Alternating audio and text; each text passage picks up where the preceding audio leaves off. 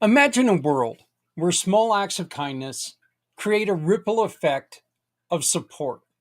A world where financial struggles never stand in the way of hope. That's the vision behind Community Pay It Forward.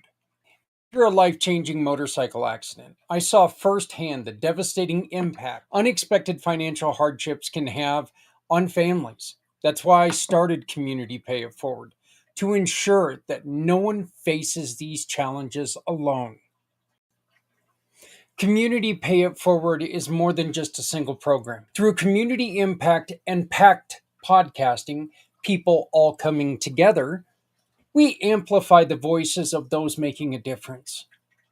And with Community Dare to Care, we provide essential goods like clothing, food, and school supplies to those who need it most, to the community, from the community, for the betterment of the community.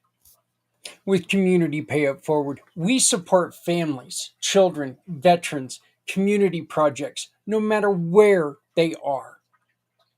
We are not just providing assistance, but hope for a brighter future, not just for people in need, but for businesses that are out there struggling, trying to find a way. We have a plan, but we need your help to reach the next level. We're launching a crowdfunding campaign to raise $500,000. This will allow us to market the Community Pay It Forward program more effectively and to acquire a vehicle for delivering essential goods to families in need in our community and enhance and strengthen our programs to serve even more people. And as a thank you for your generosity, we're offering special incentives for your contribution.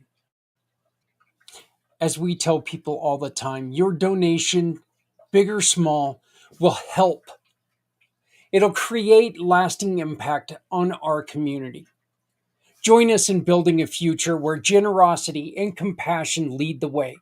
Visit our website today, communitypayitforward.us, or scan the QR code above and donate today.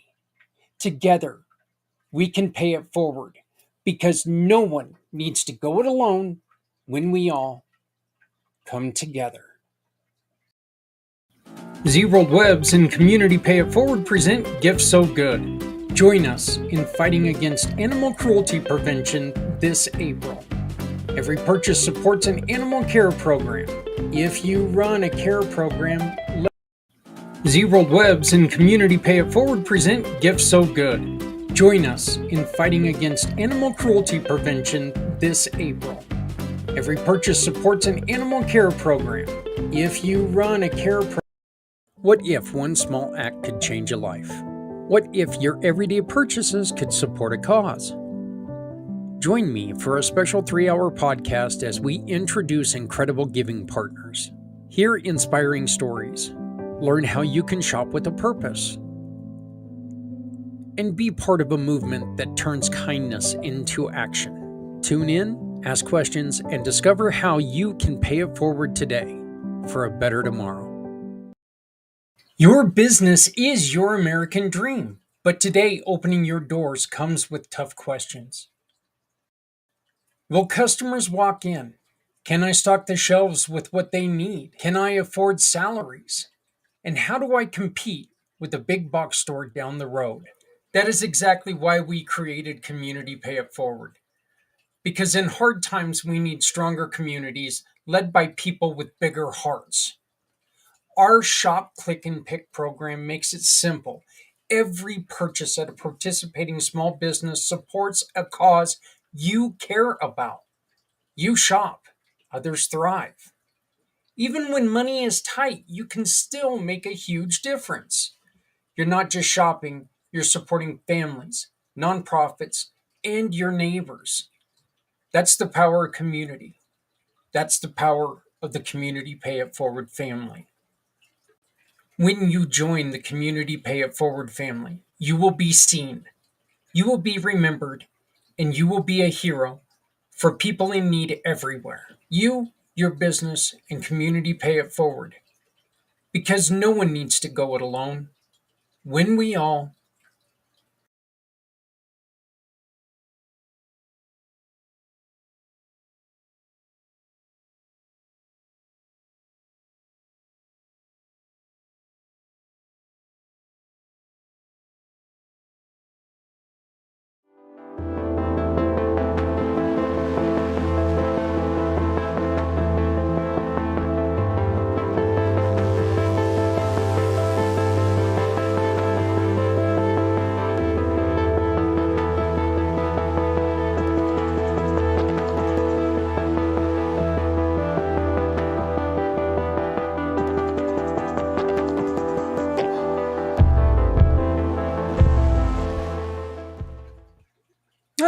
little bit of a preview of things upcoming.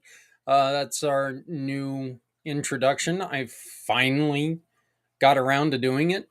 I mean, it only took me what, 3 months? So, but had to take a little bit of time to try to catch up to myself again. So that's what it took. Hey everybody, my name is Zak Clayton, Community Pay It Forward, Community Dare to Care, and the Pack channels. We have a couple things upcoming that we are going to be talking about a little bit later on today, but we want to first start the show out with an interview that I did late last week with a wonderful, wonderful lady who, um, I'll I'll still say this, okay? I think it's hard to believe that she's been doing it for 30 years because she's saying she's the same age as me. And, I don't want to say that people are full of it, but let's be honest. When you look at her and you look at me, you can't tell me that she's the same age as me, all right? But she's been a psychotherapist for about 30 years, and she focuses on something that to me is so important because of the fact she focuses on the most at risk for suicide, that age range. And I know what you're probably thinking, and you're going to be shocked to find out you're wrong. It's not the younger generation. It's the people 85 and over are the range where they're willing to end their life quicker and easier. Well, Toya is going to tell us why. She's going to introduce us to what people go through at that age and why it's so important to have somebody who focuses on people who have lived their life, who understand that, I've had a life, and they think that, I've lost everyone I know, I'm just going to check out. It's not a good thing. Toya focuses on our elderly.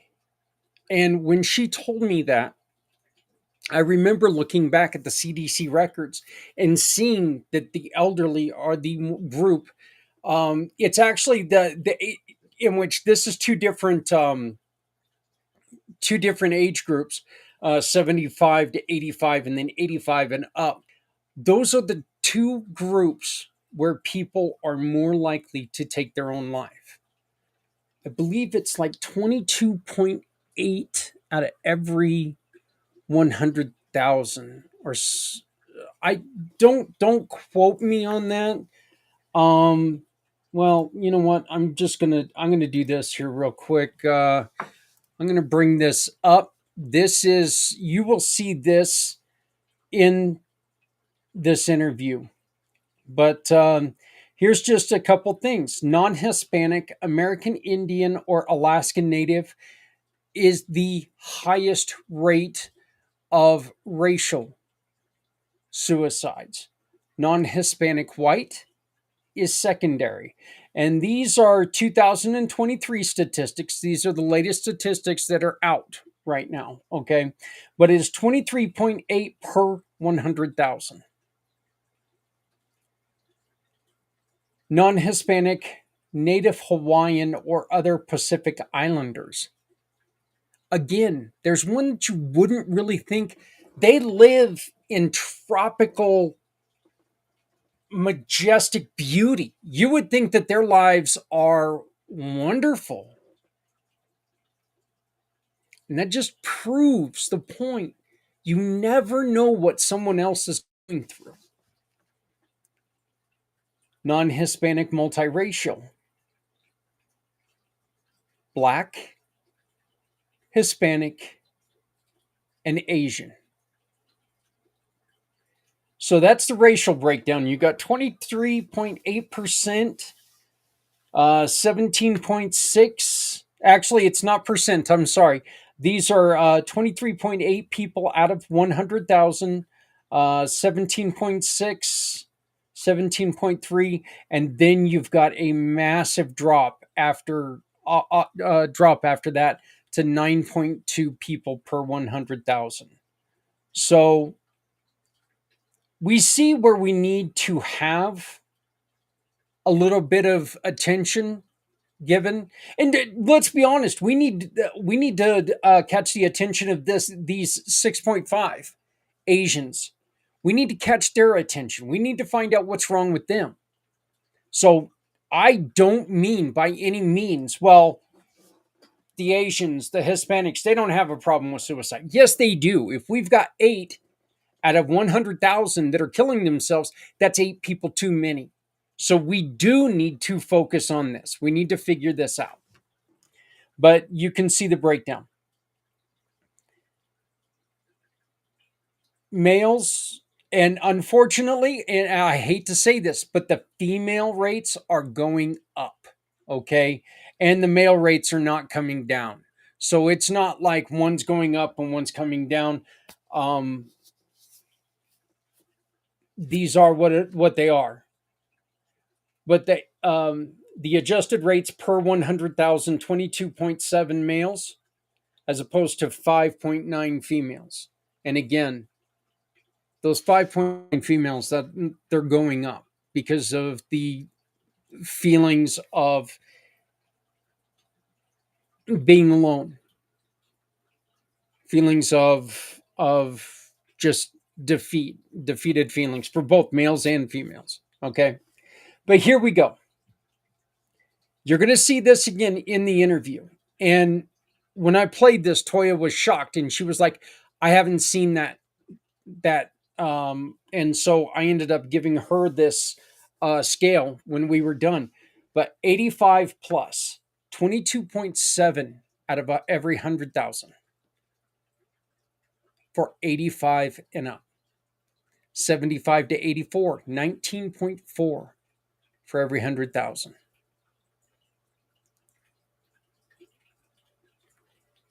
65, 74, you've got 15.7, and then it bounces, it shoots right back up. Apparently, what this is saying is that, we're going to be fairly 65 to 74 is like the second happiest time or the third happiest time in our lives.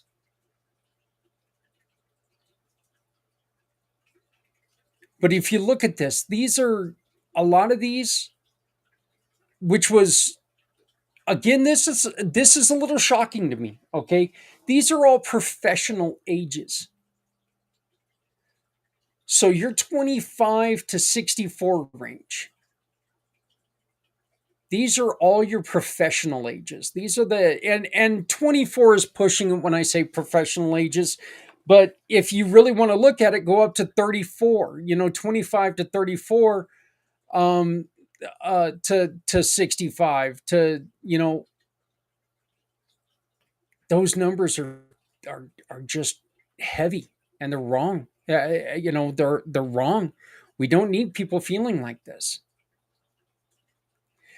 15 to 24, 13.5. Again, 13.5 out of every 100,000. That is too damn many. Too many. But I was happy to see that those numbers are not higher. We need to keep that way. Kids, if this means that you are out there and you are pressuring people to stay alive, keep doing it because you're doing a great job. If you've got a friend who's in trouble, keep doing what you're doing because you are making a difference in your friend's life. Okay? If you got a friend that's in severe anxiety, in severe trouble, consider reaching out for help. Okay? What you're doing is great, but let's make sure that we reach out for help and make sure that even this number, this 13.5% goes down. This number right here, the 2.3, I got to be honest with you, this is one of the saddest numbers. Children aged 10 to 14, there are still 2.5 kids for every 100,000. 10 to 14, you don't even know what life is, and you're taking your own life. Hell, as an old guy, I can say even up into 25 to 34, you don't even know what life is yet. But 10 to 14, and we have 2.5 kids that are taking their own life.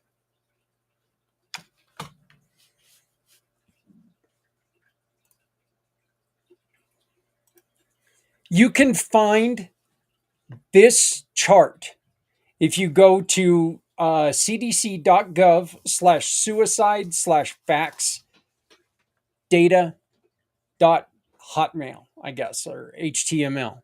So, but cdc.gov/suicide/facts/data. Okay, you can go there. You can see these statistics. You can read so much more. Suicide methods, firearm. You can see firearms are the look. I believe in gun rights. I believe in responsible gun rights. I fully believe in responsible gun rights. As a matter of fact, I like knowing that the person next to me has a gun. I like having that feeling. As a biker, I've had that feeling a lot, and it was always reassuring to me. Sorry. Suffocation. This one actually kind of surprised me a little bit. I'll be honest. That would be such a horrible way to go, but that's the second highest. You got suffocation. Poisoning, you have 12.9%. And then other, you have 8.21. Okay. But the most important place that you can go right down is right here. You can go to additional resources. These are places that you can go to find out more. You can also come down here to find out how to help people, public health, social media resources, where to go. But this is a great place to go if you want to learn a little bit more. And if you really, really, really, folks, want to see what we are dealing with. Those right there are just numbers that one website we were able to pull it up. One website. Now, as I mentioned before, as I mentioned on the 22nd all the time, those numbers are going to be a little askewed because certain states have certain ways to report suicide that other states do not. I still think it would be a great thing if we were able to mandate a way to report suicides. I think it would give us a much clearer picture on what we need to work on. I think it would give us a much clearer picture to report things, and it wouldn't make us sound like we were being hyperbolic or we weren't, people like me weren't out here shouting our asses off for no reason. I think if we were able to report statistics and show this is, drug overdose, this is alcoholism, these are firearms, if we were able to put all these together, because if you noticed in there, yes, poisoning was in there, but it didn't have overdose. It didn't have, overconsumption of alcohol. So they're not reporting those two things. And again, here in Colorado, if you overdose, it's an accidental suicide. It is reported as a suicide.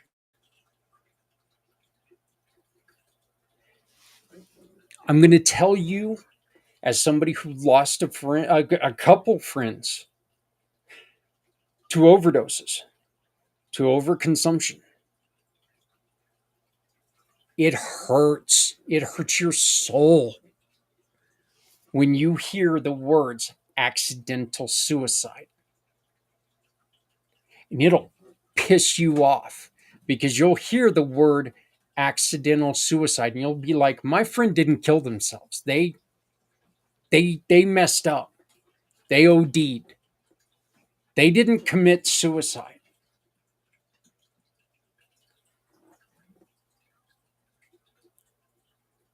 I think my perspective of that is if we do list it as that, hopefully it'll get us talking about it a little bit more. Hopefully it could also be a deterrent because you don't want to be known as somebody who accidentally took your life. So, but the truth is, we need to make sure that we're reporting this all the same way. Again, please go to cdc.gov/suicide/facts, and you can find that chart that I just shared with you and that we talk about here with my friend Toya. Toya's in New York. She is a psychotherapist. Again, this is a video that I did last week with her. Wonderful, wonderful lady talking about helping people in different ways that they are also helping people, including a neat concept. So here's my friend Toya Dara Liverpool.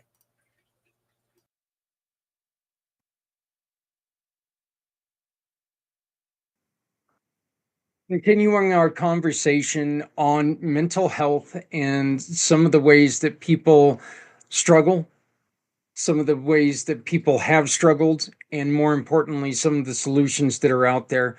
We have my guest today, Toya Liverpool, who is a psychotherapist in New York, correct?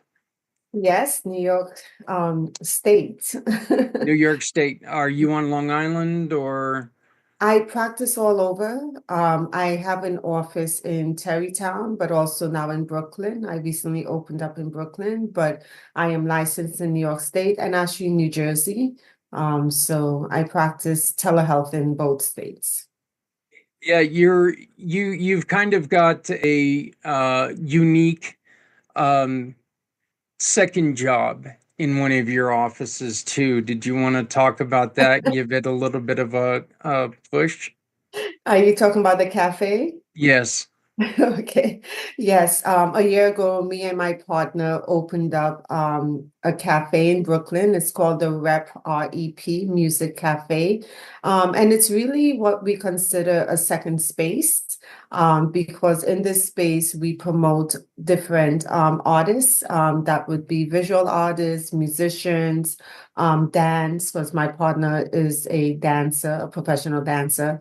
So we have a lot of different events happening. So it's not just a cafe, it's actually a community space because we do a lot of community events also. So it is my kind of our passion was to promote community, and that's what's happening at the Rep Cafe.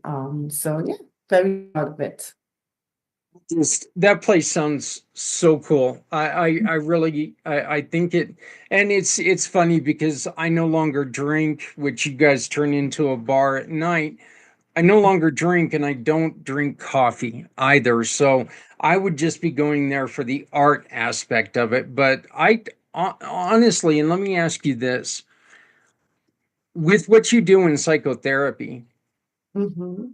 art ties into that a lot for a lot of people, does it not? It sure does. And we have tea also. Yeah, so a lot of herbal teas. But yeah, what the dream of this space actually came because of my passion for mental health. This space was actually born during COVID, because my partner at the time lived in Japan. He had been living in Japan for 18 years.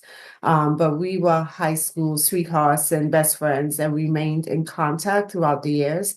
And during COVID, he was actually struggling, because as a dancer, he traveled all over the world, and all of a sudden his work stopped, full stop during COVID, right? So Mhm. now he was this person who was always out and about and traveling and teaching and dancing. And now he had none of that. So he reached out to me and we would start talking on a daily basis. He would take these walks and we would have these discussions. And during those discussions, he said to me, wow, wouldn't it be nice if everyone could have access to a therapist? And I said to him, well, you don't pay for this, but if they pay for it, that would be nice. And then we started talking about spaces that promote mental health or spaces that people could socialize again. And we started talking about a cafe because he was a coffee drinker and I'm not, I drink tea. And we started talking about a cafe. Wouldn't it be nice to have a cafe where it's a welcoming space where people don't come just to like work on their laptop, but there's events that they come to so they don't feel lonely. So we started talking, he's into art, so we started talking about art, an art space, a visual art space. We started talking about having mental health workshops at the cafe, dance events at the cafe, um, live music at the cafe. And so right now we have all of those happening at the cafe, but it's really to promote mental health. Because when a lot of study shows when people are isolated, it increases the chances of them becoming depressed. Isolation is a huge trigger for depression. And people usually are scared to go into public spaces where they're not going for something in particular. So by creating certain events or curating certain events, you are creating that third space so people can come in and sit and listen to music.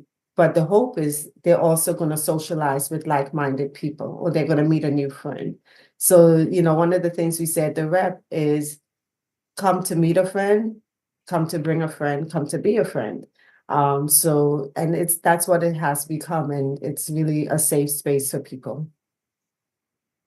In Lundstrom, who had started um, the Avery Center before she moved on and went to become the executive director of another program. One of the things that she used to do with some of the girls that had been rescued was one of the from trafficking. One of the treatments that they would do is they would sit them down with whatever media they wanted, charcoal, pencil, paint, whatever it was, and open your mind, express your feelings, be yourself. And I'm going to tell you that I have never in my life seen such scary, Terry? beautiful, Mhm. terrifying, uh, hopeful art in my life. And some of them were in the same painting. You watch that transition from moment to moment. I was in, I used to be an artist. I can't draw or paint hardly at all anymore, but I used to be an artist, and I understand what it's like to have a brush in your hand and you start in one mood, but by the end of the painting, it's in a completely different direction. So I do see that as something that I think is very uh, ingenious. One, and if I ever make it out to New York, in which I hope to someday, I definitely want to stop by and see that. Please do, please do. And the one we do have every, I think 6 to 8 weeks, we have different local artists that display their art on the wall. So we have different art installations, and we usually have a little event to invite the community to come and view the art. So every 6 to 8 weeks, we have different artists just put up their art and they can sell it. And it's really amazing to see the different people that come in and display their work and how different they are and how beautiful they are. So if Yeah, you're at New York, well, come that by. that it does. I think it sounds like a wonderful place. Mhm. One of the one of the main things that we run into is fear. Um, People don't want to open themselves up, and people don't want to become vulnerable. And so therapy is one of the things that they don't prioritize. They're Mhm, like, and I like the way that you put it earlier, when we hurt our foot, we go see a doctor. But when our head is jumbled, we think it's okay. We think, whatever, I can get through this. Yet, without taking care of that, it mhm, becomes very dangerous. mhm. I think a lot of it has to do with cultural norms, right? We joked before that you and I are of a certain generation. We won't reveal our age, but you know, I remember growing up and mental health was something that was really not talked about. It's like you tough it out. If you feel sad or depressed, get over it. You got to go to work. Like, certain things were just not prioritized, feelings, talking about certain things were not heard of. You kind of sucked it up and you kept going. Mhm. Um, and I think for a very long time, even the generations before us, it was even harder, right? People didn't think about a lot of those things. I think something happened during probably the 70s, 80s, and 90s, and it had a lot to do with substance abuse that was hitting our communities. And I think because a lot of people found this new thing, different drugs that they would use in order to really treat their mental health, treat what it is that was going on within them. And it became so bad, it was a pandemic. And I think because of that, people started having to go for treatment. And during those treatments, really a lot of people started paying more attention to their mental health. So it was this crisis that happened that drove people to seek out help. Some mandated, right? Some, I grew up in New York during the 80s and 90s where there was a lot of crack. That was the thing that was happening. So a lot of families were really devastated. So sometimes what ended up happening is the children of those families end up seeking treatment, right? Because if you had a parent who was addicted or who abandoned the family or who died, and during that time, you also had HIV, came in. Yeah. Um, Yeah. so I think during that time also, a lot of people started needing to seek treatment. So it became more and more acceptable for people to go to a psychologist, a psychiatrist, a therapist, because it was a part of something else that kind of started happening. And right now, I really, because of the pandemic, once again, a crisis happened, people started recognizing, oh my God, I'm really feeling it because I'm stuck at home. I'm Hmm. isolated with my thoughts. So I think something else grew out of the pandemic where that's when I really opened up. I've been practicing for a long time, but during the pandemic, my phone never stopped ringing. That's when I decided to, okay, leave my full-time 9 to 5 and open up my own practice because there were so many people reaching out and I love what I do, and I felt like I needed to do it full time. But it was because of the pandemic, I think people started normalizing mental health more. People started talking about it more, how they were feeling, they were being more vulnerable. So now we are at the point where I think there's a little bit of a shift where I think people are still kind of pulling back and kind of saying, well, maybe I don't need, to seek out help.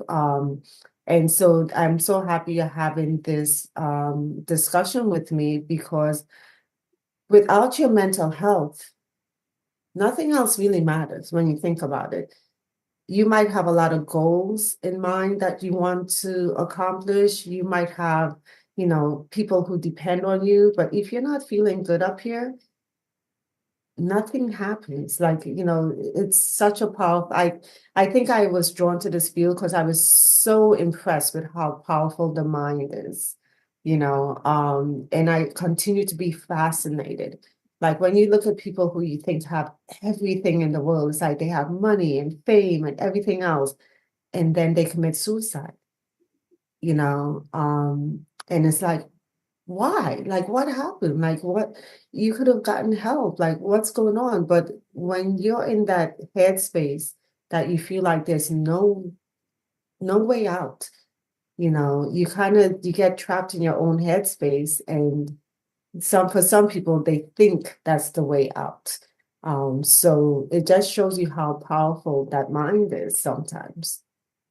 Well, this is, now comes my obligatory moment when I talk about when I was going through all of my injuries in my motorcycle accident.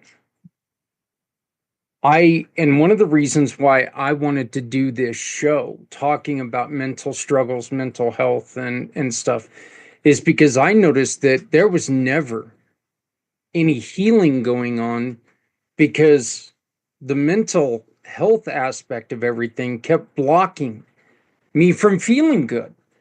And again, if you don't feel good everywhere, you don't feel good.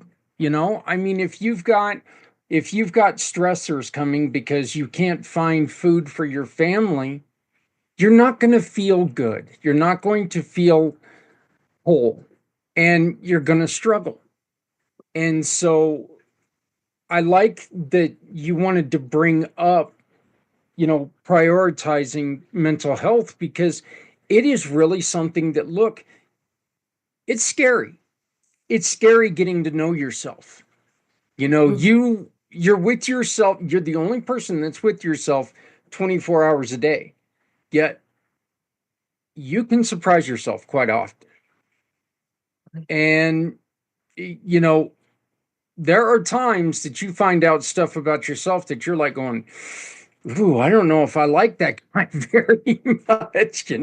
So, but what are some of the things, Toya, that COVID should have taught us about being with ourselves all the time? What are some exercises that we can do to make sure that if and when we're in another situation where we've got nothing but time, we don't fall into these depressions again? Mhm.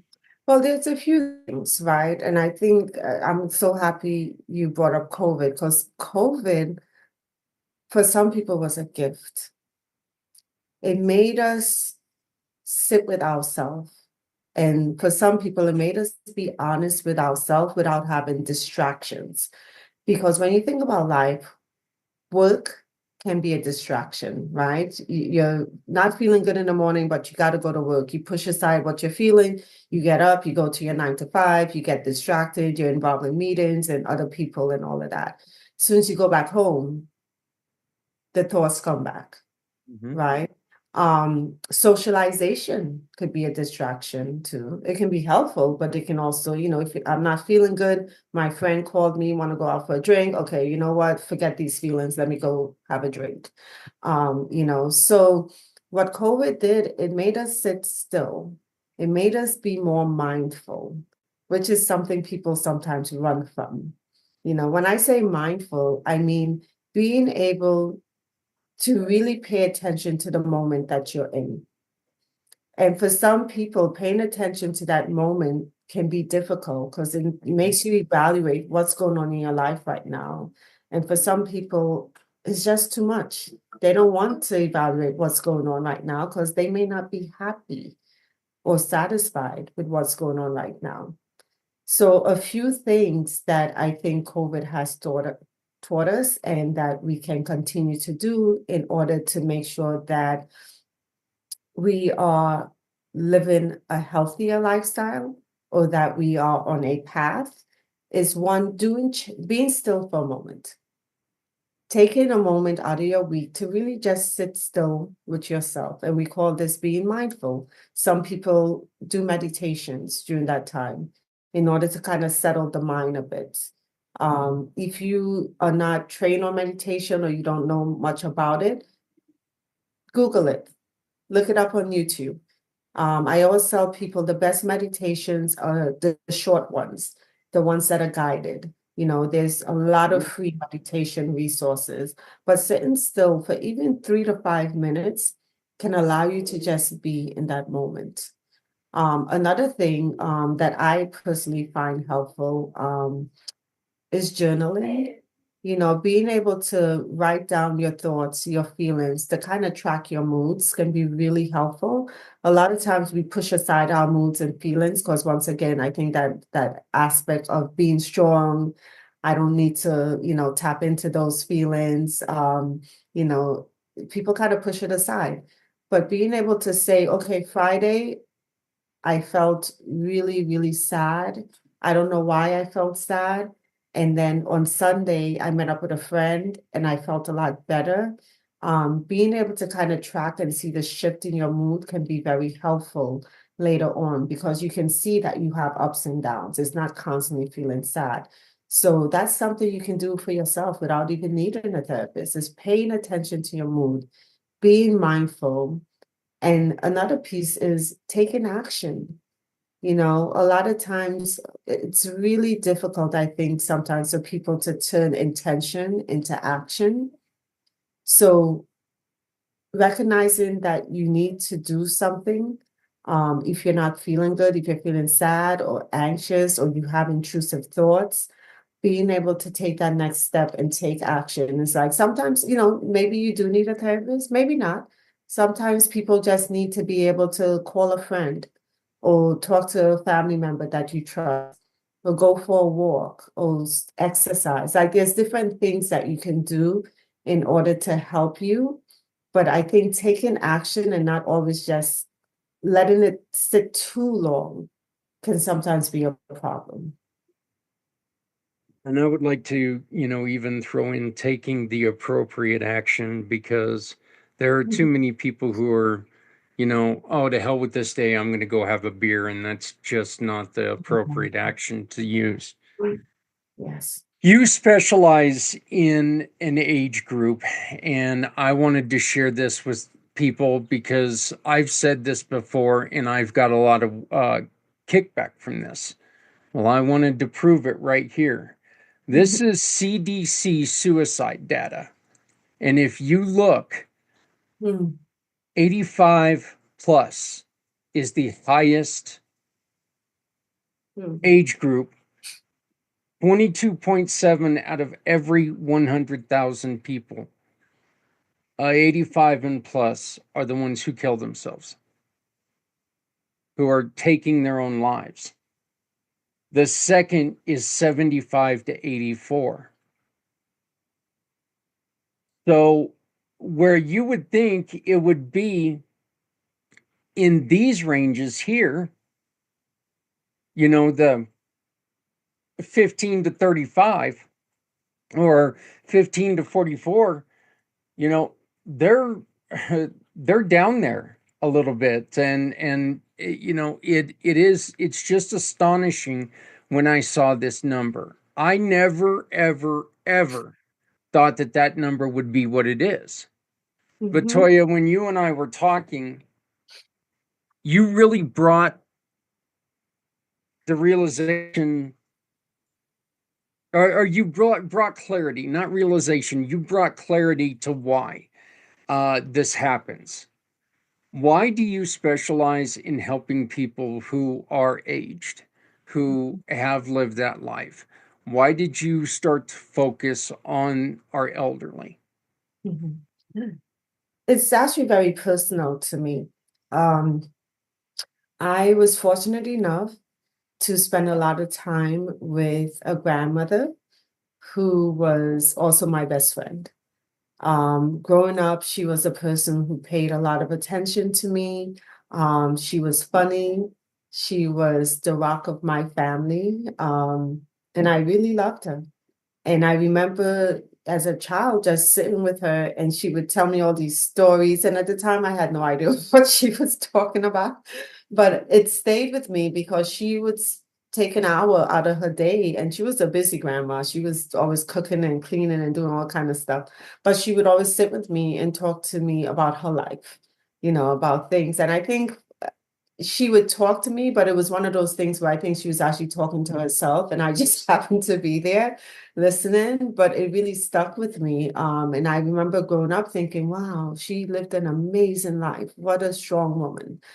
So I take inspiration from her. When I became a therapist, I worked with children, I worked at different hospitals, I worked with people who had different illnesses. And I was always drawn to people who were a little bit older. And I think it really stemmed from that. I always enjoyed hearing their stories because they lived a full life, you know. And a lot of the older generation, they've really lived. They've been through some stuff. When you think about the time, right? From people who maybe were born in the 20s or the 30s or the 40s and all of the different activities, war, the Great Depression, civil rights movement. When you think about the times they lived, it was some really hard stuff happening, that they had to survive through. So this is that generation now who have aged. And a lot of them, once again, if we go back to the idea that a lot of them didn't seek out mental health, that was not a thing. So a lot of times they carry that with them to the age that they are now. And now that they have time to sit still and not have any distractions, a lot of those traumas are coming up for them. And, so I started working with this population years ago, but the last, I would say, 2 to 3 years, I really started more specializing in it because I noticed a trend. I noticed a lot of older people who are very much alone, who don't have family, or their friends have passed on. And I've had a few people that said they go months without speaking to anyone. So they were very happy when I would call. And I felt really sad because these are people who have lived a full life and they've given to other people and they have been forgotten. And I honestly, I feel like it's my obligation to serve this population, because as the data shows, they are the ones who tend to take their life. And I think people don't pay attention because they figured, oh, they're old, they're gonna die anyway.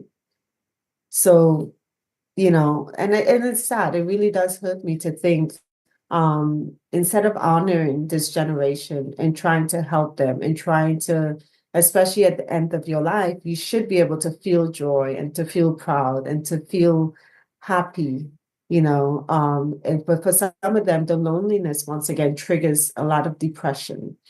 And because others, anxiety comes up, especially when they start thinking about end of life stuff. A lot of anxiety comes up if especially if they have not really fulfilled some of the things that they thought they would. So I'm both as a therapist kind of fascinated by these trends and what's going on in the data, how can we impact that data?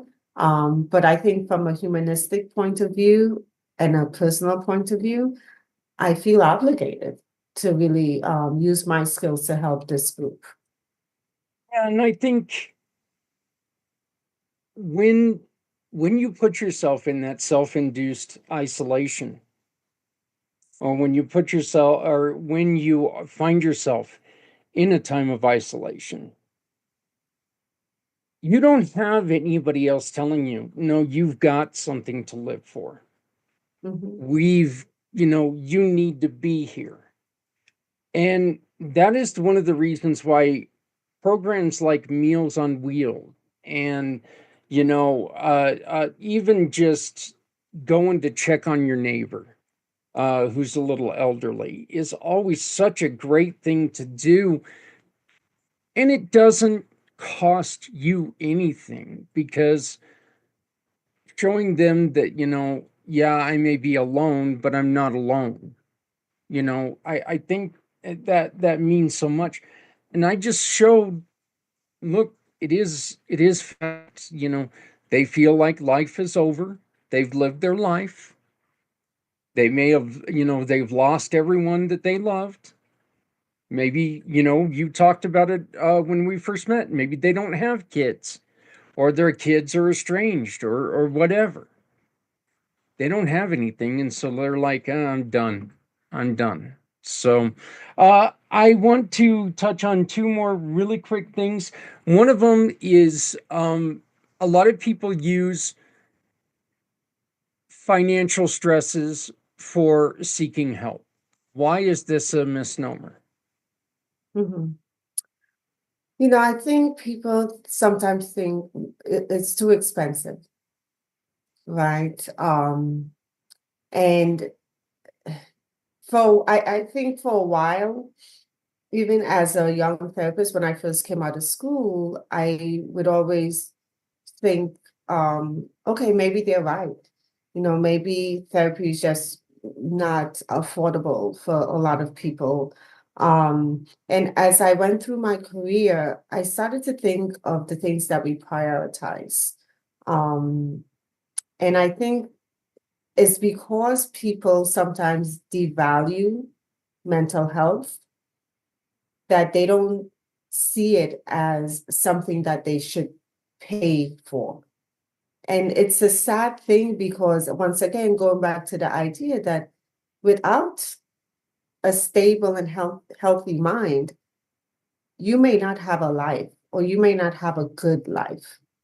So putting the value back on, sometimes it can be expensive depending what you're looking for, depending on the therapist that you're looking for.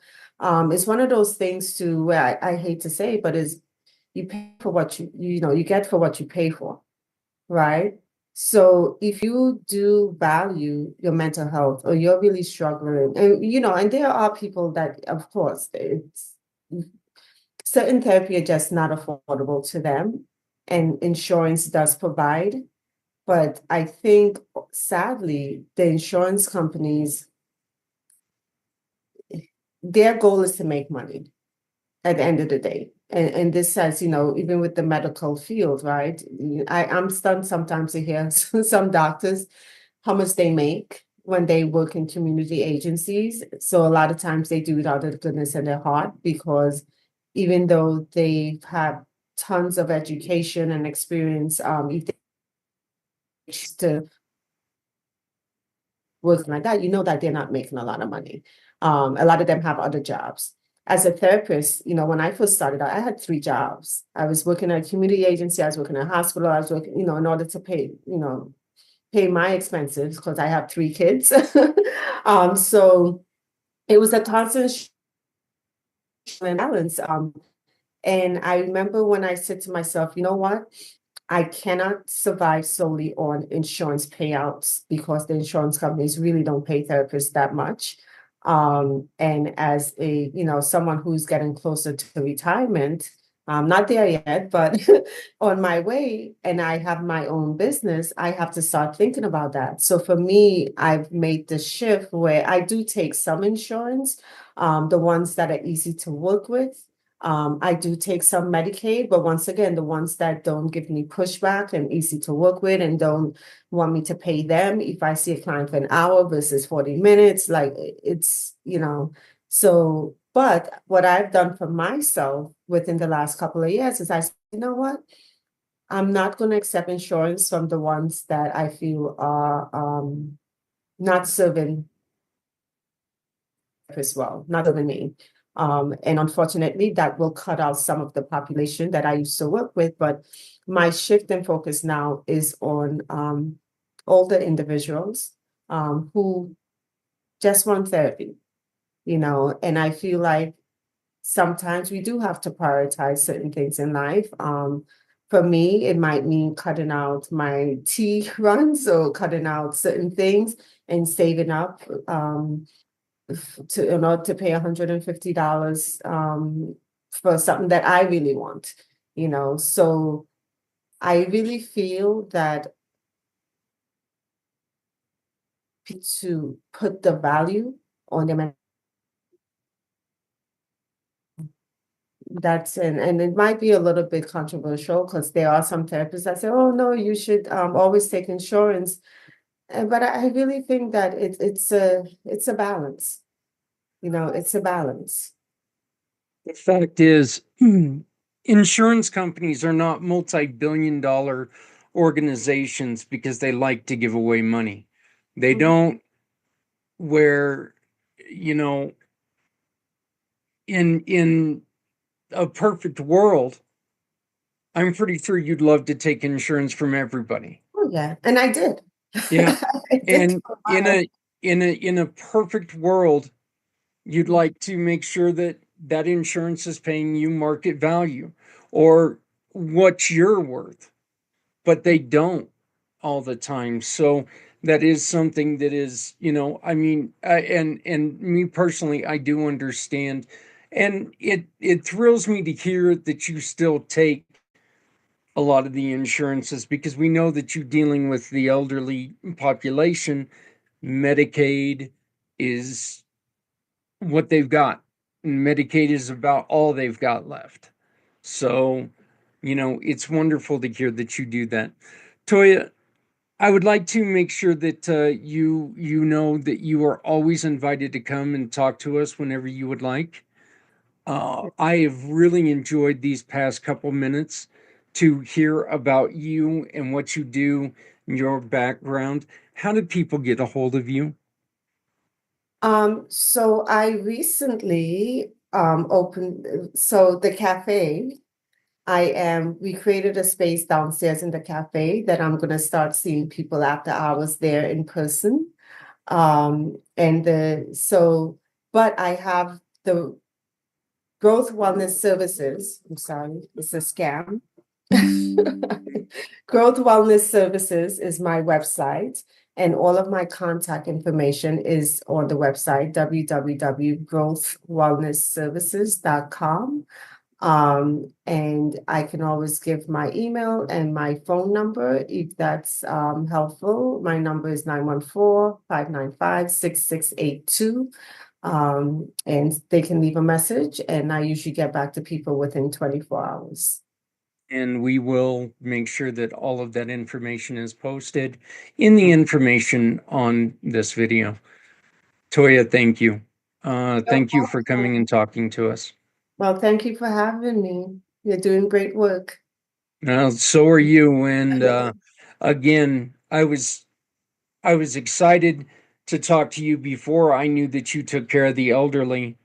And I was extremely excited to hear that you were doing that because it's underserved, because it's not understood. Yeah. So I think it's wonderful what you do. Our guest has been Toya Liverpool right here on Footprints Forward. We will be right back. Z-World Webs and Community Pay It Forward present Gifts So Good. Join us in fighting against animal cruelty prevention this April. Every purchase supports an animal care program. If you run a care program, let us share your story. Simply schedule a meeting today. Support our initiative. Scan this code, shop for your pet, and help the animals in need all month long.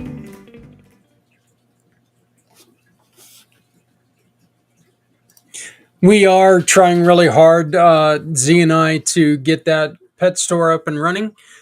Please, if you have any suggestions, reach out to us. You can use the QR code up in the corner. That's how you can get on my calendar and we can have a conversation. But please take and see if we can help you.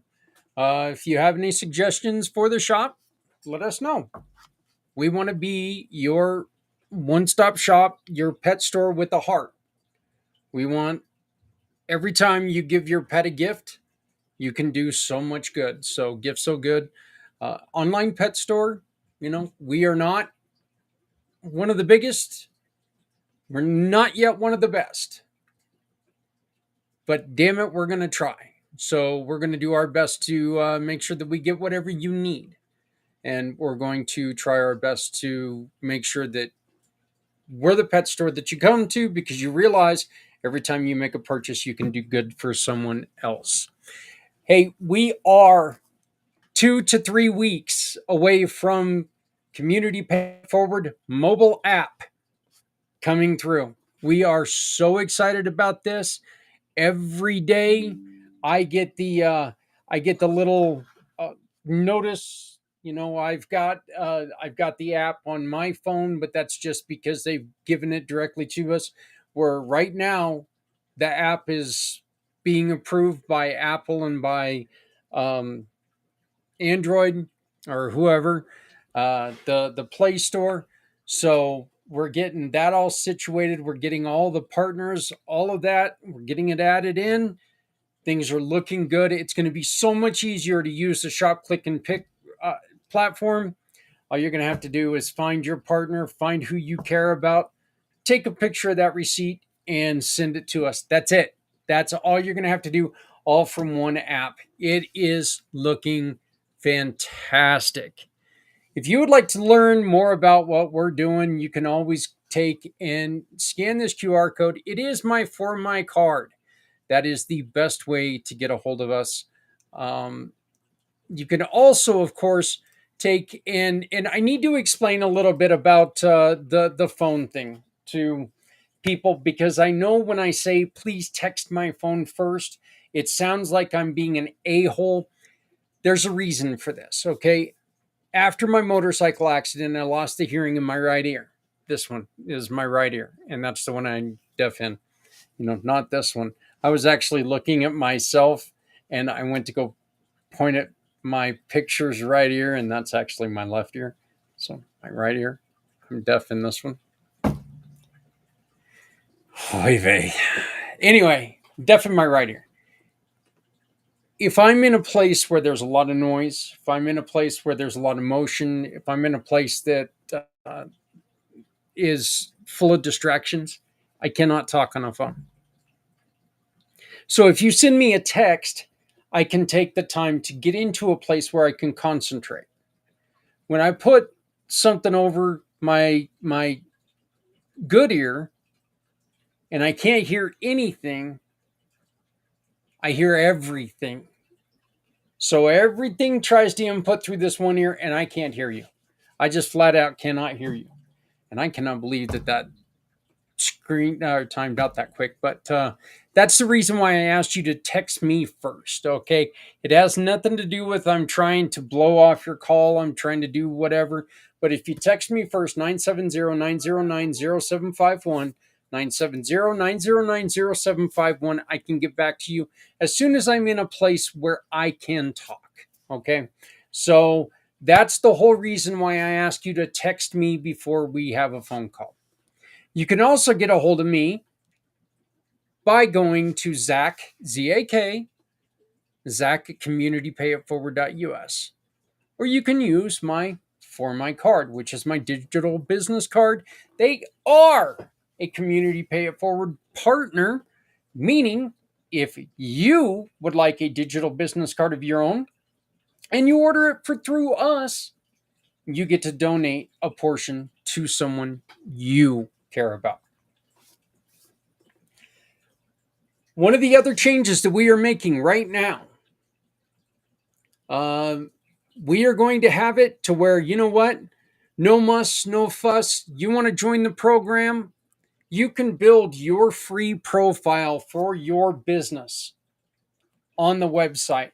We're going to have that ready in about a week, maybe a week and a half, but to where you can join Community Pay It Forward no matter where you are. All you're going to have to do is go on, use a link. You're going to click on that link and you're going to be able to build a profile for free. You're going to be able to become a part of Community Pay It Forward. It's going to be that simple. We want you to join our family. We want you to be part of our family. We need you to help us in our mission to help everyone. So no matter what you do, if you want a little bit of extra push for your company and you want to say, hey, you know what? You come to us, we'll give a referral to them and they're going to donate it to something that you care about. Join the Community Pay It Forward family, and you can do that starting in about 2 weeks. We'll just say 2 weeks to be on the safe side. But you can join that here in about 2 weeks. And it's going to cost you nothing to become part of this, but it's going to mean everything to the people that you help. We do desperately now saying that, you can join the program for free, but we do desperately need your help. Right now, we are trying to get this launched. We're trying to get this done. And if you would like to be a named producer, if you would like to have your name on the website as a contributor, as a sponsor, as whatever, please help us out. Join this QR code. It'll take you to a place where you can become a contributor and a supporter of the Community Pay It Forward family of activities. Community Dare to Care, the PAC channel, the Cub Club, Community Pay It Forward, all of them. You can be a huge part of what we are trying to do. Again, one thing. We're trying to do one thing, and that's help everyone. And we can do this if we have you as an ally, if we have your support. So please consider making a small donation. I don't care if it's $2, I don't care if it's $10. I would love it if it was $1,000, but that's not what I'm going to ask for. Please donate whatever you can. Whatever you can goes a long way to doing what we can do. Please like and share this video. Please like and share this channel. Please like and share all of whatever you're watching on. Tell your friends, tell your family, hey, you know what? There's a great way to take and make our shopping count for more than just shopping. If we go to Community Pay It Forward, we can support these causes that we love. And all we have to do is take a picture of the receipt. You want to learn more? Get a hold of me. All my details are right down here. They're going to be in the chat. Please, again, like, share, subscribe, save, love, comment, blow kisses, whatever you want to do. But whatever you do me a favor and do something. But do something for someone. Make sure you love somebody out there, folks, because there's somebody out here who loves you. My name is Zak Clayton, Community Pay It Forward, Community Dare to Care, and the PAC channels, asking you to please join us again next week for Global Pay It Forward Day. You are going to meet a ton of my wonderful partners. Okay, we're recording these little videos. They're going to be 5 to 10 minute videos that introduce all of our partners. I'm going to be sitting here. We're going to be playing these. And if you have any questions, if you would like an introduction to them, you can say, I saw that you had that web designer. I saw that you have that financial coach. I saw that you had that program that deals with dating violence. Can I get that information? And I'll say, here it is. There you go. I'll get you that information right away. You can start using Community Pay It Forward right then and there, and we can make a difference in the lives of so many. Please remember, if you're not helping someone, you're hurting everyone. No one needs to go it alone when we all come together. If you have an extra hoodie in your car, it is still cold at night. Throw it in your car.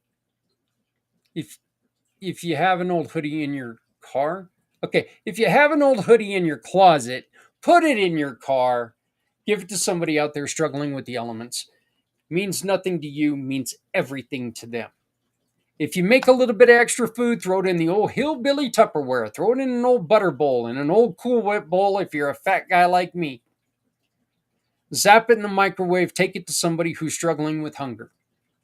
Again, means nothing to you, means everything to them.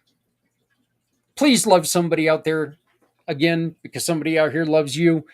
Folks, we need to take care of each other because you know what? We're all we got. It's being proven and more every day that there are fewer and fewer people who care about us. Let's care about us. Let's care about others. Let's take care of each other. Let's make sure that the world goes around. Because no matter how softly you walk, you always leave footprints. Let's make sure those footprints keep moving forward. My name is Zak. This has been Footprints Forward. I'll see you next week. Love you all. Bye-bye. Uh-oh. I can't find what I'm looking for. Okay, here we go. Bye-bye.